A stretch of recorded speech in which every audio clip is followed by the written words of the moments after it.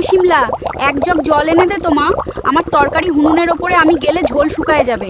একটু জল এনে দে না মা। আমি এখন জল ঠল আনতে পারবো না, তুমি যাও তো, না হলে বোনকে বলো। আমি পারবো না, আমার একদম ভালো লাগছে না, তুমি নিজের কাজ নিজে করো। এই শিমলা, ডিম চারটা ভাজবি? আমি একটু স্নান করে আসি। তরকারি সব বিড়ালে খেয়ে ফেলেছে, একটু ভেজে দে না। 3টা বেজে গেছে, আমি এখনো স্নান করিনি। আমি এখন ডিম ভাজতে পারবো না, আমি এখন টিকটক বানাবো, মেকআপ করছি, মেকআপ সব নষ্ট হয়ে যাবে ডিম ভাজতে গেলে। তুমি স্নান করে এসে নিজেই ভেজে নাও।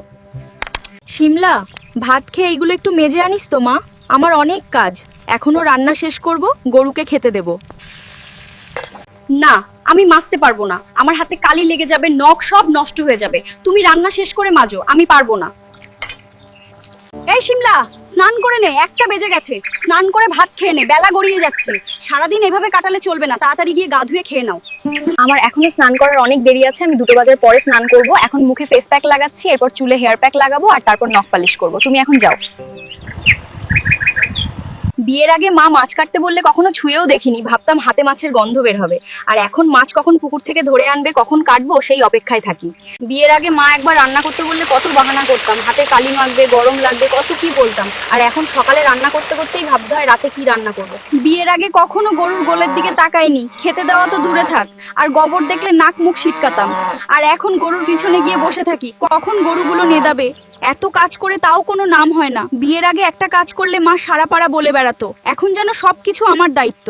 আগে ফোন নিয়ে ব্যস্ত থাকায় নিজের স্নান আর খাওয়ার কথা ভুলেই যেতাম, কিন্তু এখন সময়ের সাথে সাথে বাচ্চাদের স্নান করানো আর খাওয়ানোর সব দায়িত্ব আনন্দের সাথে পালন করি। এ কেমন তরকারি, লবণে পুরা? এ কি খাওয়া যায়? দাঁড়াও, তুমি মন খারাপ করো না, আমি এক্ষুনি তোমার জন্য ডিম ভেজে এনে দিচ্ছি। তুমি একটু শান্ত হও, আমি এক্ষুনি আসছি। আগে মা শুধু একটা ডিম ভাজতে বললে পারবো না বলতাম, এখন 3-4 পদ রান্না করার পরে যদি ভালো না হয় তবে আবার ডিমই ভাজতে হয়। সব বোনেদের কাছে একটাই অনুরোধ, বিয়ের আগে মায়ের কাজে 99 ভাগ সাহায্য করো। 100 ভাগের দরকার নেই, দেখবে মা তাতেই মহা খুশি। পরের ঘরে যেহেতু A to Z সব কাজ করেও মন পাওয়া যায় না, তাই যে জন্মদাত্রী মা, তাকে ছোট ছোট কাজে হেল্প করো, যেন সে তোমাকে নিয়ে গর্ব করে। এমন অনেক বোনেরা আছে মা একটা ক্ষুদ্র কাজ বললেও করে না, এমনটা ঠিক না বোন। তুমিও একদিন মা হবা, সেই দিন বুঝবা সন্তান কথা না শুনতে কতটা খারাপ লাগে। আজ এই পর্যন্ত, ধন্যবাদ সাথে থাকার জন্য। ভিডিওটা ভালো লাগলে পেজটা ফলো দিও, আর কে কে আজ থেকে মায়ের কাজে হেল্প করবা তা কমেন্টে অবশ্যই আমাকে বলে যাও।